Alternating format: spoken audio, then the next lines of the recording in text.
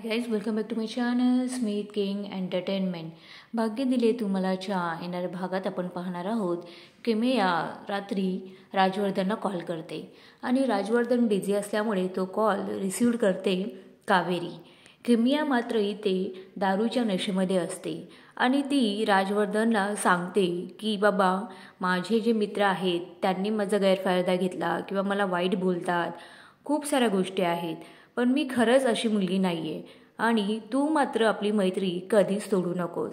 आणि हे सगळं कावेरी दुसऱ्या बाजूने गपचूप ऐकत असते.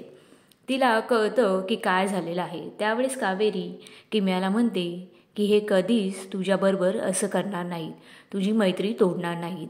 कावेरीचे शब्द ऐकून किमयाला आश्चर्य होतो की मी आत्तापर्यंत जे बोलत होती ते राजवर्धन नाही तर कावेरी ऐकत होती आणि इकडे राजवर्धनही येतो.